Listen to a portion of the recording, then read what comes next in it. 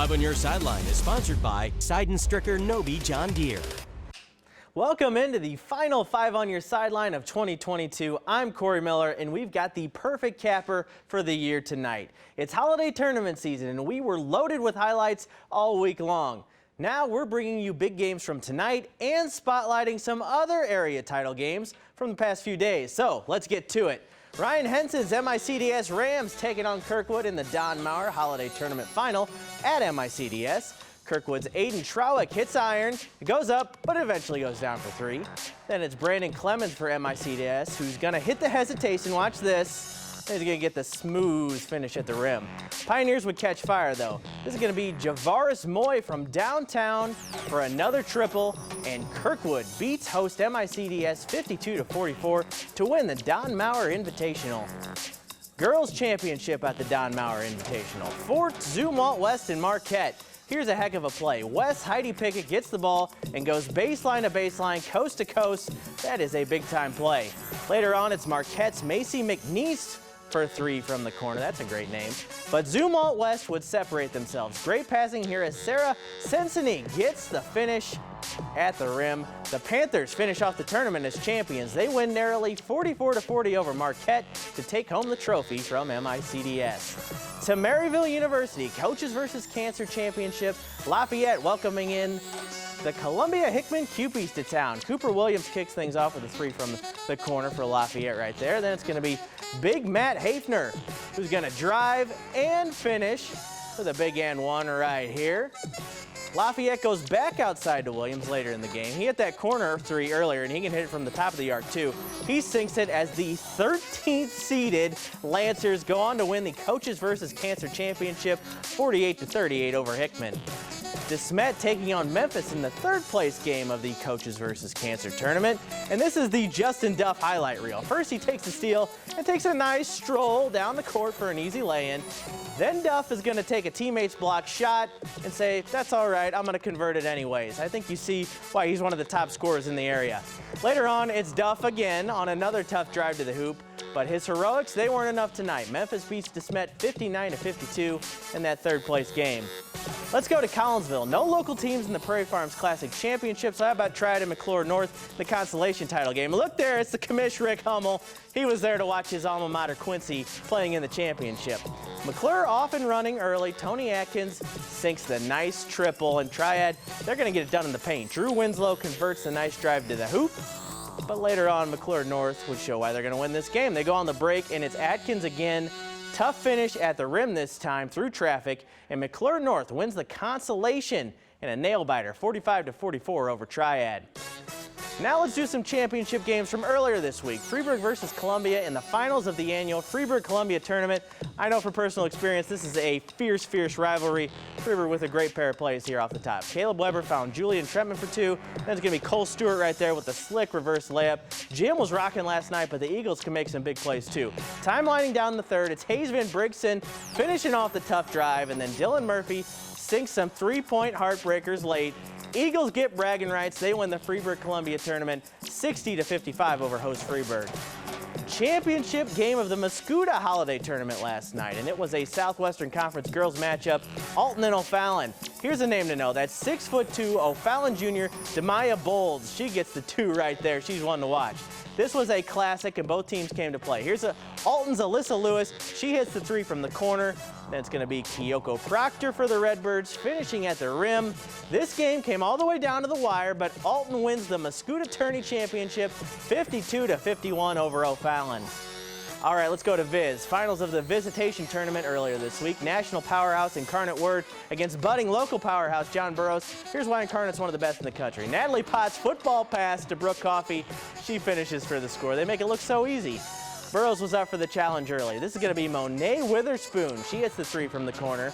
But the Red Knights haven't lost a game since February 2020. You heard me right, and they would not lose on Wednesday night. Potts on the finish this time, and Incarnate pulled away and won the Viz Championship 64-37 over Burroughs.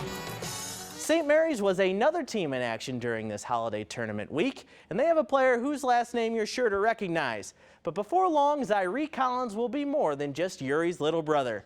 Here's Frank Cusimano. He wears a different number and has a different hairstyle. But you can kind of tell who his big brother is.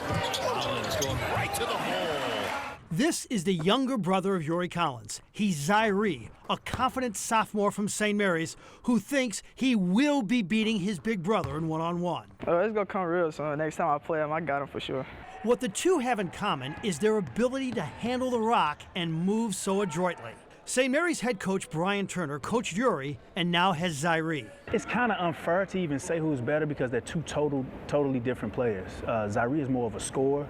At this age right now, Yuri was more like a true point guard, floor general, floor leader. Will go out, maybe have 10 assists, 2 points. And we'll win the game, he'll be happy.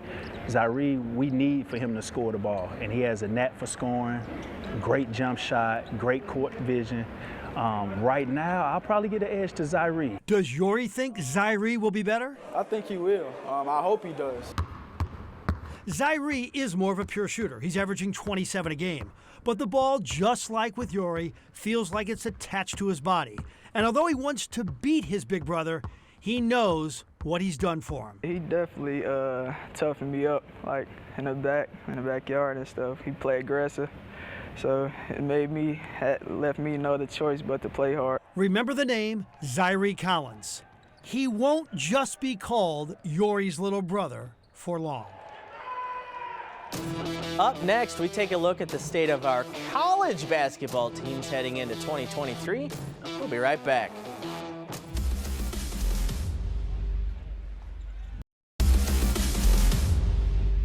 Of course, it's also an exciting time on the college hoops front. The teams we cover are filled with both excitement and questions heading into 2023. So let's take a quick overview. We've got to start with the Missouri Tigers. Under Dennis Gates, Mizzou is 12-1 with back-to-back wins against ranked opponents Illinois and Kentucky. It'll continue to be a tough schedule in the SEC, but Gates has his players and the Tiger fan base fired up. Here's what he had to say about that hot start. But it's about the guys buying in, their families, their friends, their loved ones, allowing a stranger to impact their life in a short period of time, but also their trust to be able to break down the barriers, the walls that exist between the differences of people coming from different walks of life. That's what it's about. That's the special thing that you see. For Illinois, things were looking great with wins over UCLA and Texas. But then the skid came and culminated in a bragging rights blowout. They're back on track now with a win to finish the year, but they'll need to find their mojo again in the tough battleground that is Big Ten basketball. The SIU Cougars have played themselves into the conversation as well. After a stunning upset of SLU, Rayshawn Taylor and Coach Brian Baroni have SIUE dreaming of an OVC championship, and more importantly, the first ever NCAA Division I tournament bid in program history. Stay tuned to the Cougs. Speaking of SLU, the Bills have struggled to round out the 2022 schedule. That loss to SIUE was just the latest setback. But Coach Travis Ford got his guys back in the gym after Christmas and did not hold back, working them hard sometimes with multiple practices a day. Here's hoping it shows in the games. We got back a couple of days ago, and Coach, he went crazy with us, though. But, I mean, we need it, though. I mean, you know, just to help us get better and get prepared for Saturday. You know, conference play is getting ready to start. It was the 26th night was a good practice. We wouldn't have won many games we played, but we got after it. And 27 yesterday was a long day. We doubled up yesterday. Coming up, if you haven't heard about the wild day St. Louis native Blaine Gabbert and his brothers had today, you're definitely going to want to see the story we've got for you after the break.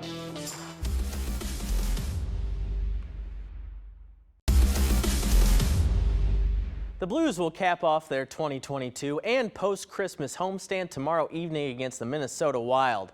And lately, they've been getting contributions up and down the lineup. One guy who's been coming through lately is defenseman Calle Rosen. The Swede has scored in his last 2 games and already doubled his previous season high in goals with 4 this year.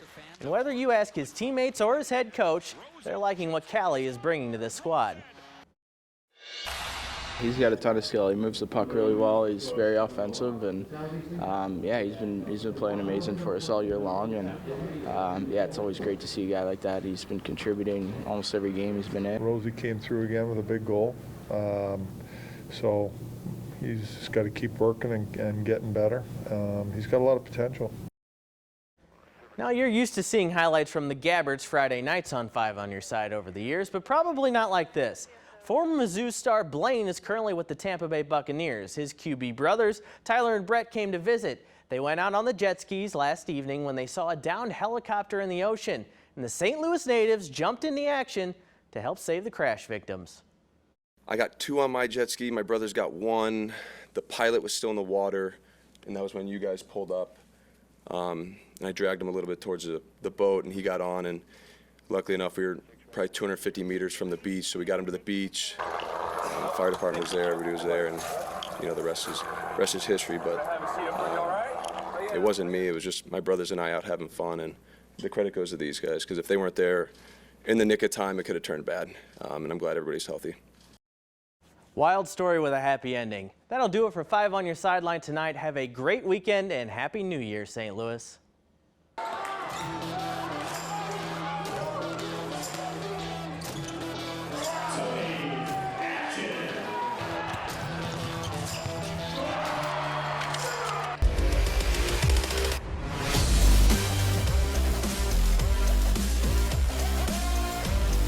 5 on Your Sideline was sponsored by Sideline Stricker Nobi John Deere.